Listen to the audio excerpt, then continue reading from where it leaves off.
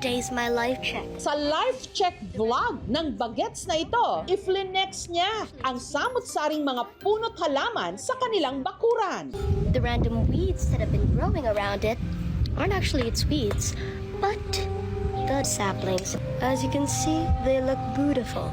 May patrivia pa siya na para bang si Kuya Kim, but English spoken eh. I found an anahaw tree. It's like a mini palm tree in the Philippines, and it's currently fruiting. Napaka-fluent with matching accent pa. And I realized, well, we don't have any trees here, so afterwards, I'm going to collect the trees. Kaya naman, marami ang humanga sa kanyang eloquence. Eloquence? We never know what the world gives us next. Ang mga nakakausap ng batang ito, tsak daw na magno-nosebleed. Spokening dollars kasi. Ang viral Konyo Kitty vlogger, wala raw dugong foreigner. Katunayan, born and raised siya dito sa Karkar City, sa Cebu. Hello, I'm Simeon Rafael Lawas, and I'm 11 years old. Si Simeon, nagpakitang gilas agad. Eto, itutur niya tayo sa kanyang hometown. Hello everyone, so this is the Karkar Dispensary or the Dispensario de Karkar, which was a major hospital during the World War II. This follows the rule of Oro Plata Mata. So let's count how many steps it takes. Oro, Plata, Mata, Oro, Plata, Mata, Oro, Plata, Mata, Oro. So the last step falls on Oro, which gives the house or the place incredible fortune. I would say I learned my English accent from YouTube, especially from a lot of kids' videos back then. Si Simeon, only child ng kanyang Mami Katrina at Daddy James, na parehong work from home, VA o virtual assistants. My mom and dad are both pretty fluent in English because they've worked jobs in which they had to speak to foreigners. He really is an old soul. Maybe because sa household namin, siya yung only kid and then only grandchild. So, he's with the older people most of the time. Ang mga patrivia naman ni Simeon, hindi lang niya gawa-gawa o hindi niya tayo dinodog show, kundi kanya raw pinag-aralan. Si Simeon kasi, wide and voracious reader mula pa nung siya'y 3 years old. So this is my favorite book, Poblacion Houses in Cebu. I really like it because it shows the richness of Filipino culture. When he was young, binibilihan ko siya ng mga encyclopedias. I didn't think that ma-memorize niya yun kaagad. Malamang ang pinagmanahan daw ni Simeon sa hilig sa mga patrivia ang kanyang Daddy James. Mahilig ako sa general information kasi when I was in high school, I competed sa mga quiz bee. Lately, he mentioned something about ecclesiastical law and I know nothing about it, so I just had to Google. Hello everyone, so it's me again, and I actually wanted to give you a little bit of an insight. At ang husay ni Simeon sa pag-i-Ingles at galing niya para ma-retain sa kanyang isipan ang kanyang mga general knowledge trivia, mas naipamamalas niya nung siya'y nagsimula mag-vlog. I'll be planting so many trees. Ang madalas niyang gawing content, mga halaman sa kanilang hardin na ang ilan, siya pa raw mismo ang nagtanim. This jackfruit, like a lot of us, has stood the test of time.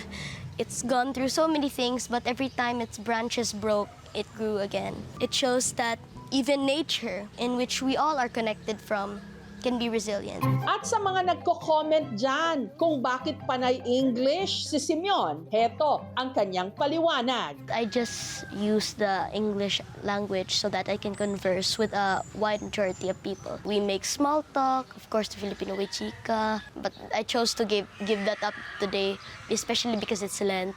So for 40 days, I've tried not to do marites. At don't him ha, dahil hindi lang daw siya sa English fluent, matatas din magbisaya o Cebuano. Half kilo palihog te. Half kilo nga kon.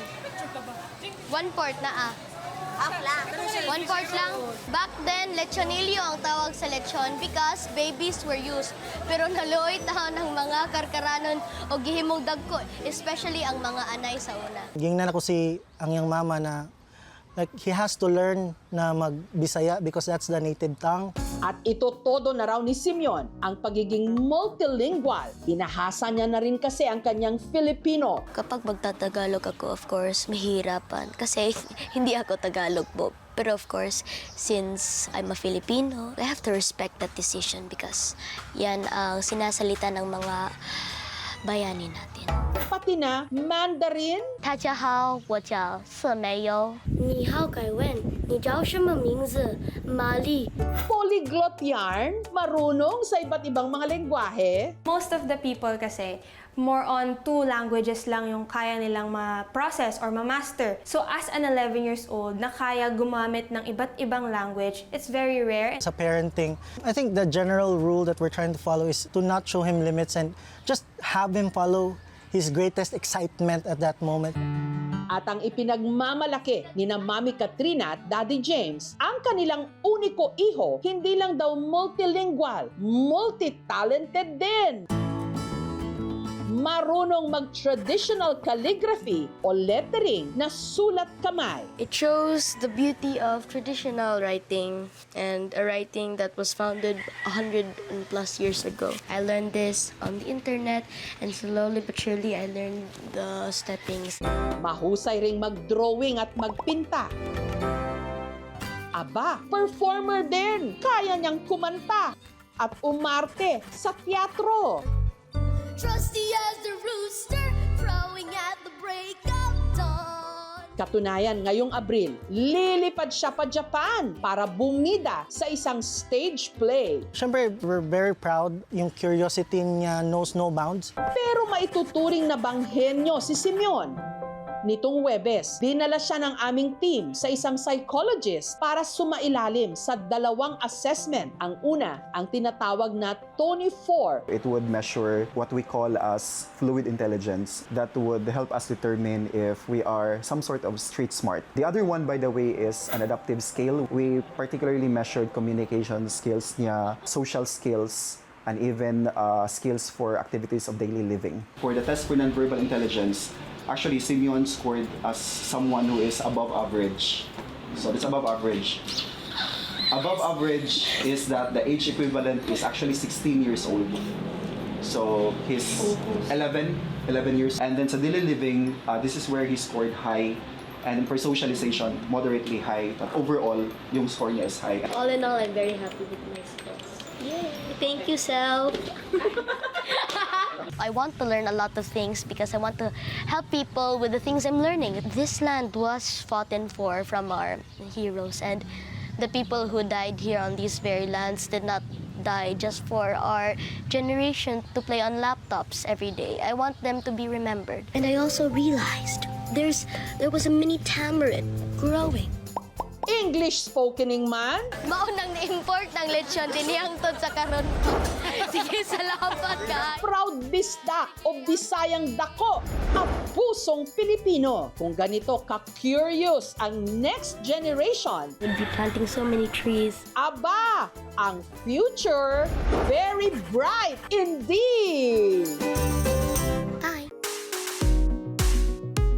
LF, looking for next summer destination? Sa dulo ng Leyte, sa makasaysayang isla ng Limasawa.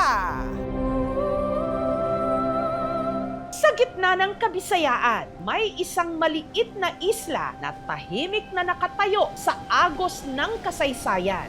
Isang piraso ng lupa na hindi lang napapaligiran ng dagat, kundi ng alaala.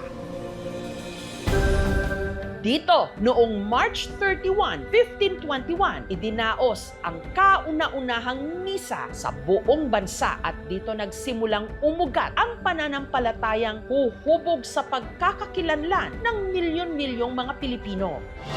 Dito, sa Timog Leyte, matatagpuan ang duyan ng Kristyanismo sa Pilipinas.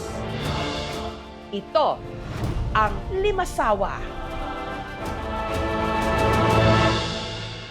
Sa paglipas ng ilang siglo, ang buhay sa isla nananatiling payak at payapa. Wala ito sa radar ng karamihan ng mga turista. Pero ang natural nitong ganda na minsan ang bumihag sa mga dayuhang mananakop na panatili at ngayon nanghahalina sa mga bisita.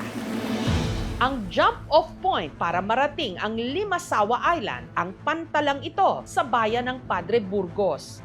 Dito maaaring sumakay sa mga pampasaherong bangka o hindi kaya sa mas malalaking lancha, 200 pesos kada ticket. Kailangan talaga maaga. Pag hindi na nabilang, hindi na makasakay. Yung last trip natin, alas 3 ng hapon. Let's go!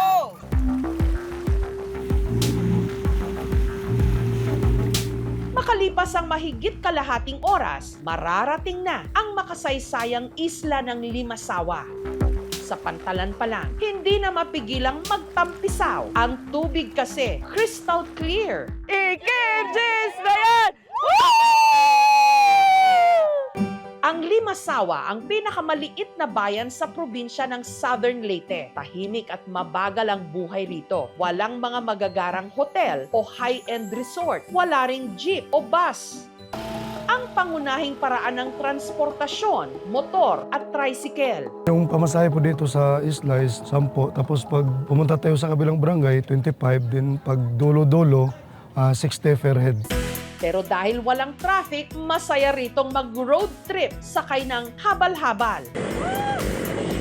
500 to 700 pesos ang renta kada buong araw. 1 to sawa mo nang malilibot ang isla.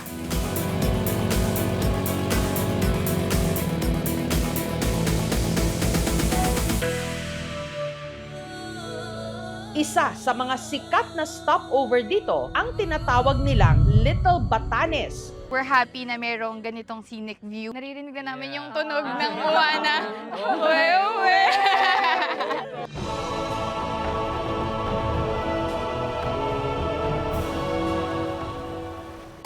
Pero kung may perfect spot daw para makita ang 180 degrees na view ng isla, ito'y sa Totoy Peak. Let's go! Ay, ayan na.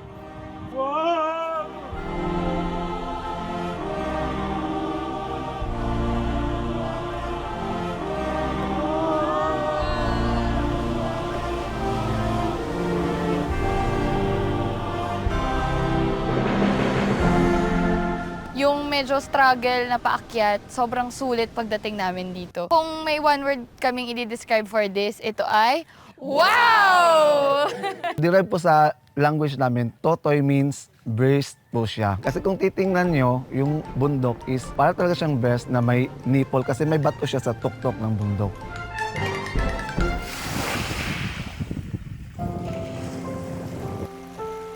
Kung peace and quiet vibe ang hanap, pwedeng magliwaliw sa resort na ito kung saan putim-puti ang buhangin. Para ka raw nasa isang exclusive resort o island. Pero hindi sing mahal. Ang entrance fee kasi 50 pesos. Ang may-ari nito, si Norman. Bago ko ito nabili nung 2007, nung high school pa ako, dito kami nakatira malapit. Yung lupa hindi sa amin, nagtayo lang kami ng bahay. Pero nagdo-drawing ako ng mga sa beach, may mga huts. Pero hindi ko alam na baka magkatotoo. Ang magkaibigang Beth at Zoe mula United Kingdom, dito piniling magbakasyon. It's very off the grid. I think it's a lot less populated. Quite rural, but like authentic. For me, sometimes it's not always about going to the most famous spots, but finding the places that are the most untouched. Feels like the whole place is exclusive. It's unreal. Right in front of the beach with that view every morning. Well, what else could you ask for?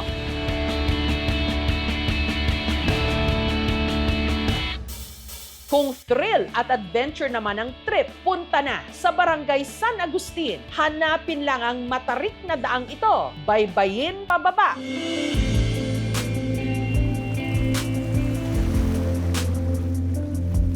Hanggang marating ang malaparaisong Island Lagoon. Ang naglalakihang rock formations tila bumuo ng isang natural swimming pool. Pwede ritong mag-kayak o banana boat ride.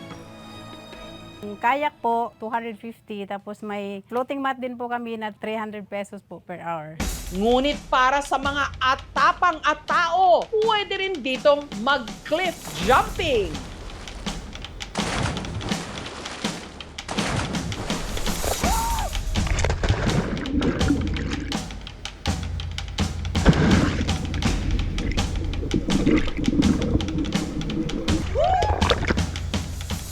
Yung nakakahalina kasi ng Limasawa yung lagoon talaga. Napakalinaw ng tubig. Affordable. You don't have to spend a lot just to enjoy sulit. Ang solo traveler mula Makati at fresh from breakup daw na si Alex dito sa lagoon na piling mag-move on. Nag-heal galing sa 5 years na relationship, na uwi sa breakup. Sa Limasawa po kasi yung sobrang tahimik. Kapag naghahanap ka ng peace of mind, sobrang perfect niyang puntahan. Sa bahaging ito naman ng isla, ang pinaniniwalaang dinaungan ni Ferdinand Magellan noon, ang Magallanes Port. May itinatago ring ganda sa ilalim nito.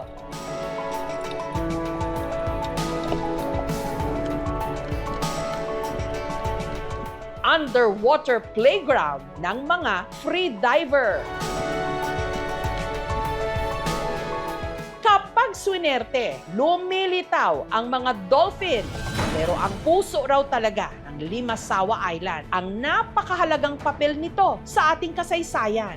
At ang nagsisilbi nitong paalala ang museum na ito na itinayo sa pinakasagradong lugar, ang spot kung saan ginanap ang pinakanaunang misa sa bansa taong 1521. Ito ang National Shrine of the First Mass. Yung national government, nilagyan na po ng museum itong Barangay Magallanes para magsilbing landmark kung saan talaga yung First Mass of the Philippines. During March 31, celebrate kami ng misa dito. Maraming pumupunta dito ng deboto. Sa dulo ng hagdang ito na may 450 steps, nakatindig ang sariling bersyon ng Magellan's Cross ng mga tiga-Limasawa.